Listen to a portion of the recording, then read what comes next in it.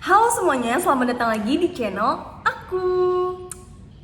Jadi buat kalian yang baru nonton video ini, bukan channel aku, bukan channel tentang horor. Channel aku bukan channel tentang kayak Nancy Judge atau yang horor lainnya.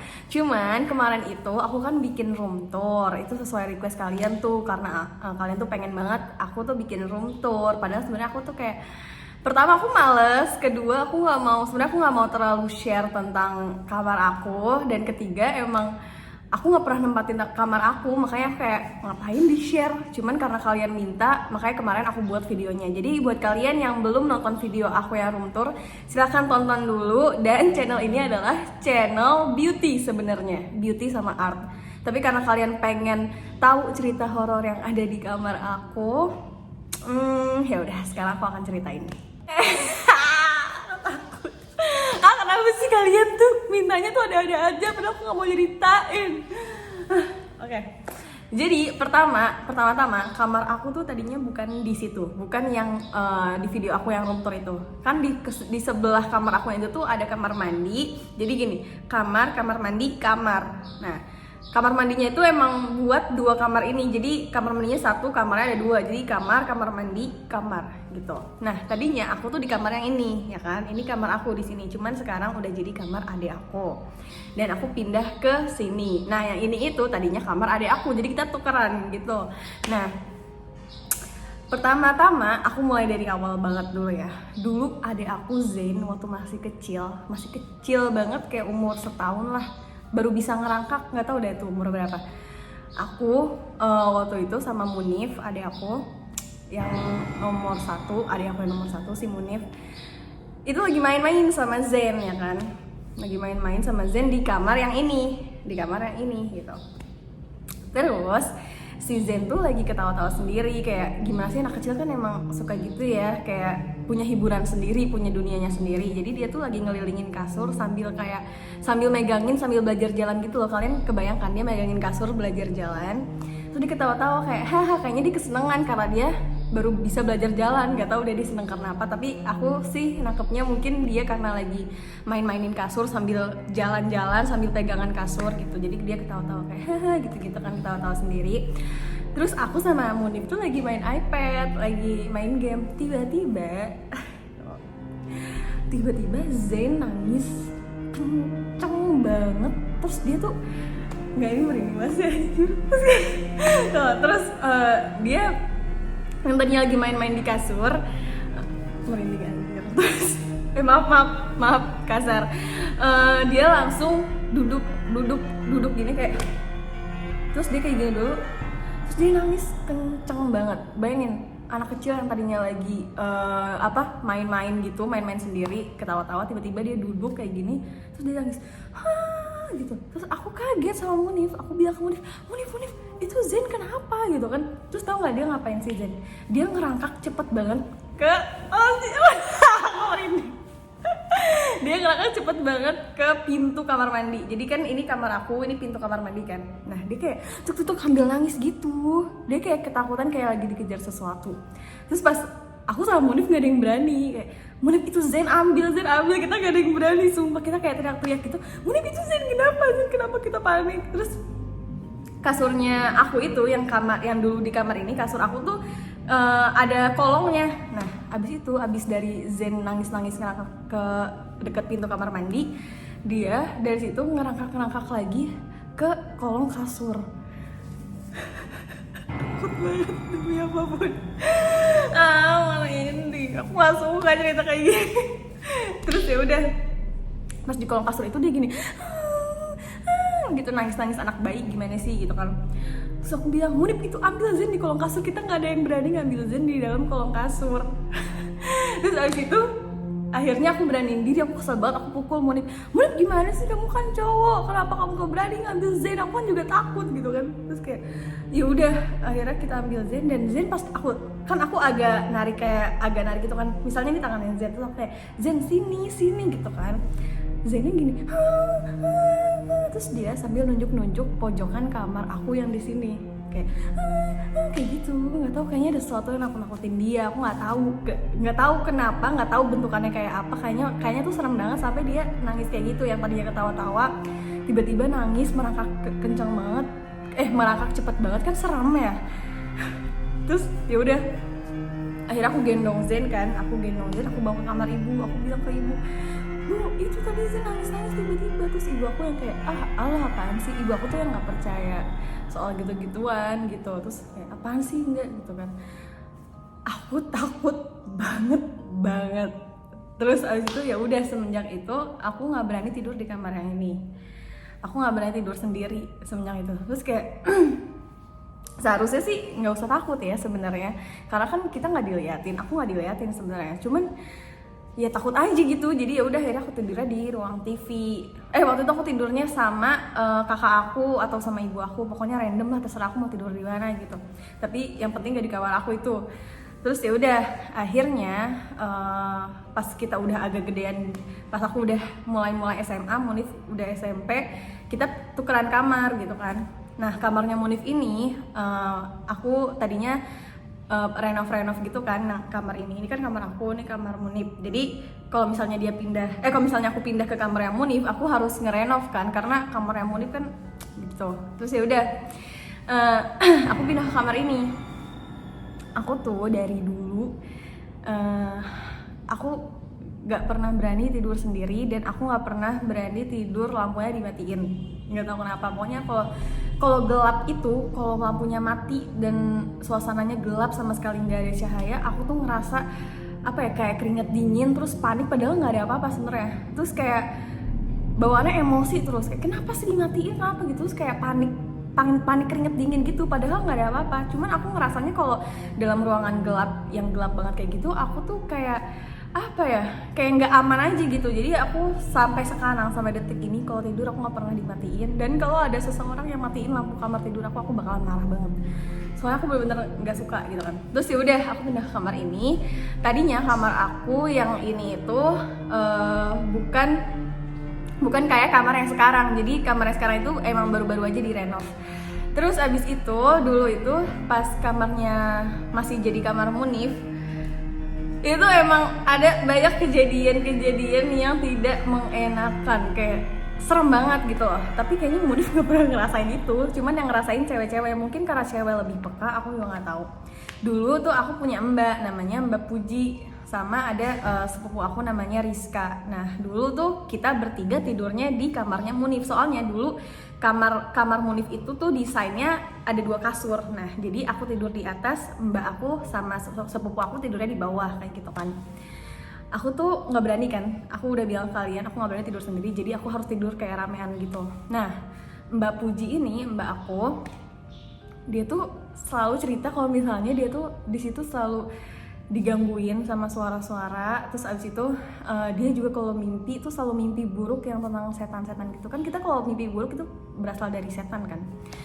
Nah aku tadi kayak apaan sih, nggak percaya gitu kan. Ya udahlah, mungkin emang lagi mimpi buruk aja gitu.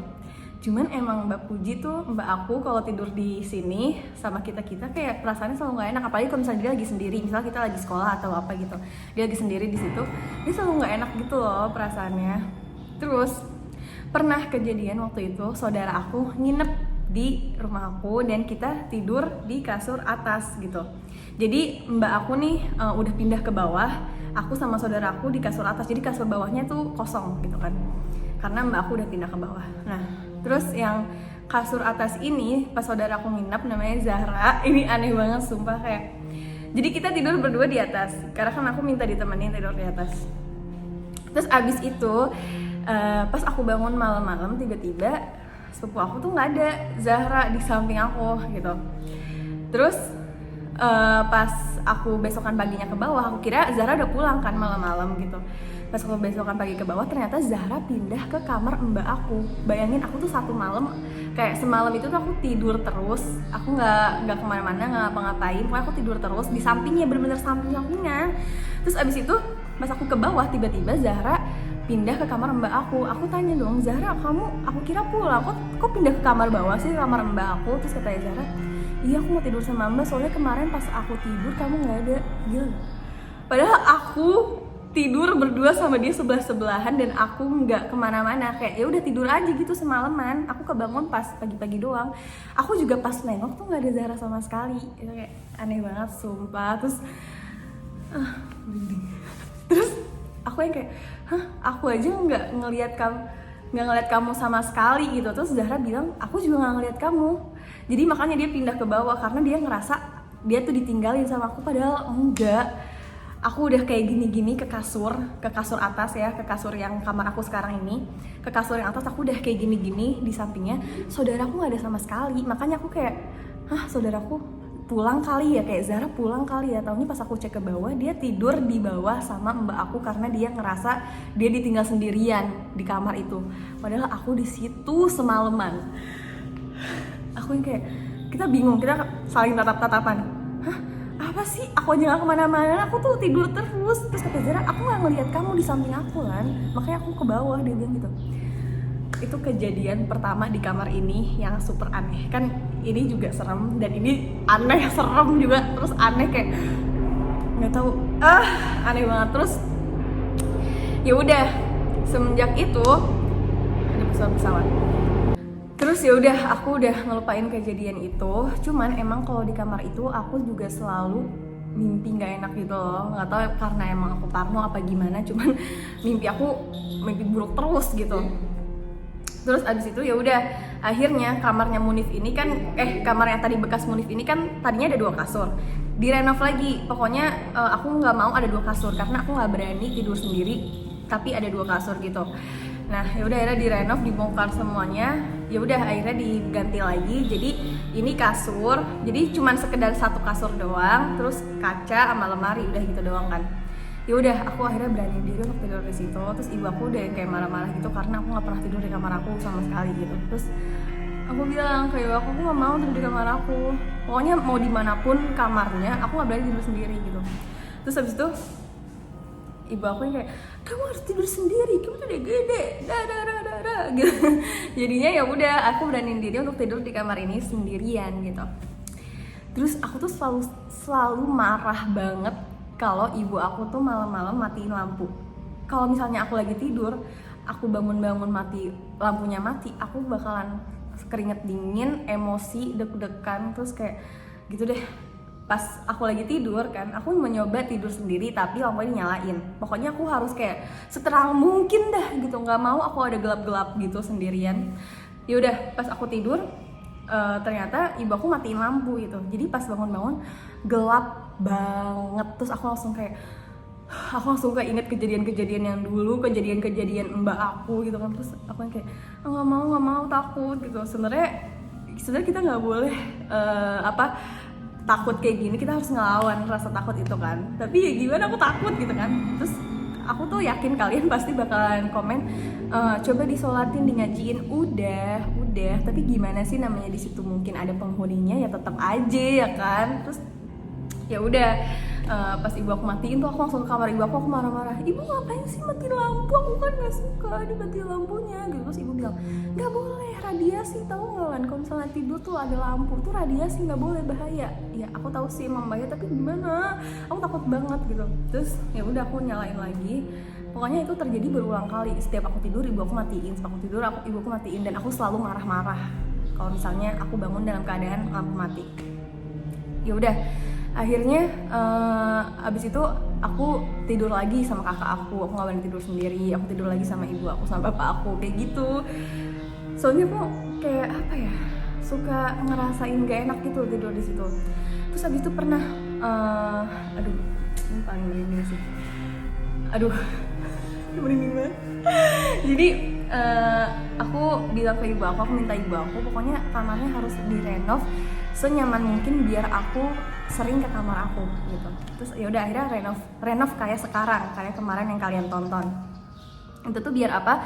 Ya biar aku pakai kamar itu terus gitu. Walaupun aku nggak pernah tidurin juga sih.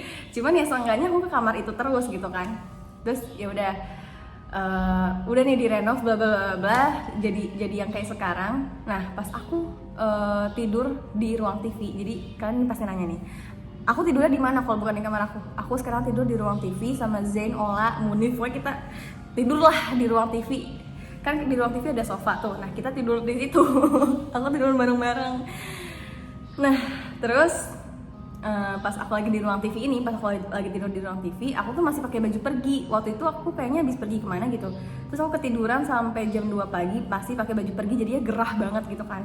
Akhirnya aku ganti baju dong ke kamar aku yang ini jam 2 pagi. Aku nggak mikirin apa-apa sama sekali. Jadi gini, aku bangun di ruang TV itu kayak, duh gerah, ya udah deh langsung ganti baju gitu loh. Terus nggak mikir apa-apa, nggak mikir bakalan ada apa-apa, dan aku nggak takut sama sekali pada saat itu. Jadi ya udah, namanya juga kegerahan pengen ganti baju ya kan. Terus ya udah, dari ruang TV aku berjalan. Ini kan ruang TV di sini. Jadi gini, kamar mandi, kamar, ruang TV. Nah aku kalau misalnya mau ke kamar aku tuh harus jalan ke sini gitu kan. Nah dari ruang TV aku jalan ke kamar aku yang sekarang. Terus aku buka baju dong. Aku buka baju ya karena mau ganti baju. Ada suara kuntilanak ketawa. Itu baru pertama kali, itu kejadiannya belum lama pas aku SMA kelas 3. Belum lama kan berarti kan, karena sekarang umur aku 21 tahun. Pas SMA itu aku umur 17, ya gitu deh pokoknya. Kayaknya nggak lama deh, nggak pas SMA deh. Kayaknya pas, enggak, pas umur 19 tahunan lah. Nah, 2 tahun yang lalu berarti kejadiannya kan. Aduh.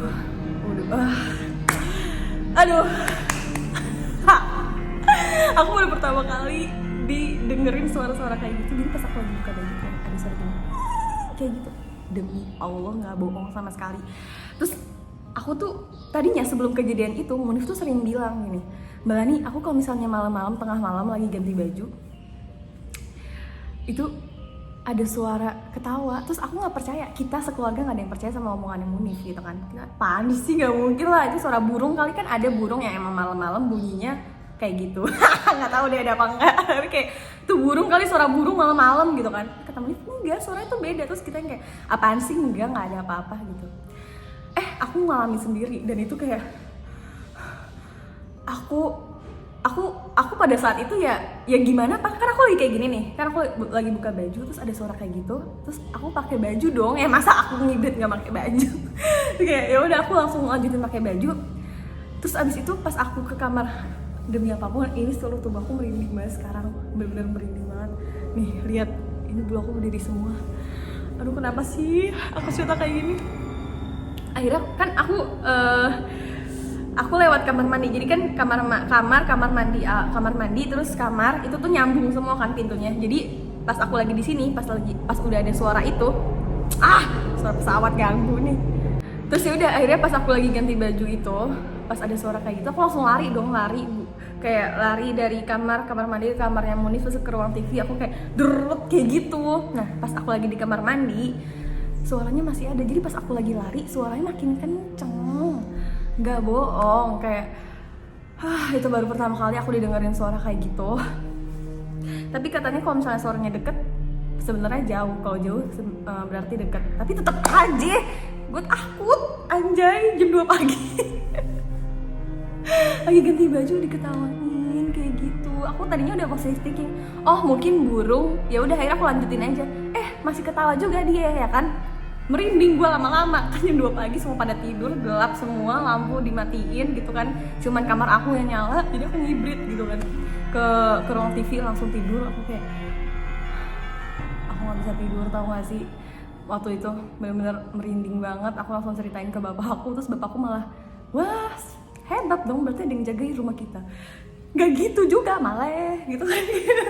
Gue juga, ya aku tahu sebenarnya di rumah, di setiap tempat tuh ada yang jaga, tapi nggak usah ditunjukin lah ya. Lu ngapain sih nunjukin kan? Gue juga merinding gitu loh, apalagi lu ketawa malam-malam jam 2 pagi pas gue ganti baju gitu. Udah. Nah semenjak itu aku makin gak berani tidur di kamar aku, dan aku udah gak mau lagi tidur di kamar aku.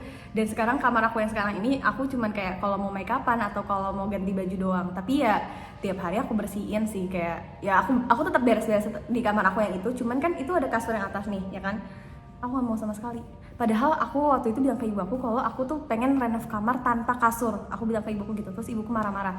Kamu tuh harus punya kasur di kamar gitu. Pokoknya harus ada kasur di kamar, biar kamu tidur di situ. Aku bilang aku nggak akan tidur di kamar itu kalau ada kasur. aku pokoknya walaupun di situ ada kasur senyaman mungkin aku nggak bakal tidur di situ. Aku bilang ke ibu kayak gitu kan, terus ibu bilang makanya ditidurin Lan biar nggak ada kejadian-kejadian kayak gitu. Terus aku bilang nggak mau, pokoknya nggak mau. Tetap aja ibu aku minta harus ada kasur. Ya udah ya taruh di atas kasurnya, dan terbukti sekarang aku nggak pernah tidur di situ kan. Makanya aku bilang ke ibu aku tuh, kalau aku bilang gini ke ibu aku, pokoknya kalau misalnya desainnya tetap ada kasur di atas, aku nggak akan tidur di situ. Terus ibu aku yang kayak ya udah terserah gitu. Ya udah tetap dibikin dan aku nggak akan tidur di situ kan sampai sekarang gitu. Aku nggak mau juga. Terus ya udah abis itu aku pas kamar ini baru direnov ya kan, aku sholatin, aku ngajiin. Pas aku sholat nih aneh banget, sumpah ini kejadian aneh terakhir kali di kamar itu. Pas aku lagi sholat, aku mau baca ayat kursi. Ayat kursi kan udah di luar kepala ya kalau aku. Kayak ya udah biasanya tuh tanpa aku harus nginget-nginget aku udah hafal, pokoknya udah di luar kepala lah ayat kursi. Pas aku lagi sholat, ayat kursi nggak inget sama sekali. Aku sholat itu kayak 10 menit ada kali aku kayak sholat, padahal cuma sholat duha doang kan. Sholat duha di situ aku kayak berdiri lama banget karena aku lupa ayat kursi, aneh banget. Jadi pas aku habis baca Al-Fatihah aku kayak gini, Allahu la ilaha illa Allah kayak gitu, nggak hafal sama sekali. Aku langsung bingung, aku panik banget, aku merinding banget kan waktu lagi sholat. Aku kayak ya Allah kenapa aku nggak hafal, di dalam hati kayak gitu.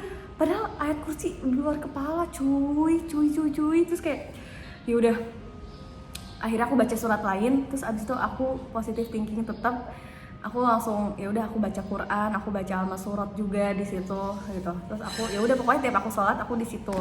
Cuman itu kejadian aneh pertama pas pertama kamar itu baru direnov, aku nggak hafal baca ayat kursi, aku nggak hafal bacaan sholat gitu. Aneh banget. Tapi ya sekarang udah enggak, sekarang udah ya udah biasa lagi gitu. Mungkin karena aku sering ke situ juga dan aku kadang juga suka sholat di situ. Jadi mungkin dia capek kali ya. Nah, pas pertama-tama kamar tuh baru direnov, kan aku tidur di ruang TV. Aku mimpi di kamar aku di kasur atas tuh ada 2 penghuni. Mimpi aku kayak gitu ya, ada 2 penghuni di kamar aku. Jadi yang pertama tuh di pojokan atas, yang kedua tuh di sini. Dan mereka tuh bilang kayak ini tuh kamar kita, ini tuh tempat kita, kayak gitu di mimpi aku ya. Apa aku nggak tahu sih, mungkin karena aku terlalu takut jadi sampai ke bawah mimpi, atau emang mereka tuh mau nunjukin kalau mereka ada di lewat mimpi aku gitu. Terus ya udah kayak pas abis mimpi itu baru aku sholat kan. Nah pas yang sholat itu aku lupa baca ayat kursi itu, tiba-tiba bener-bener lupa. Aku kayak Allahullah kayak gitu-gitu terus.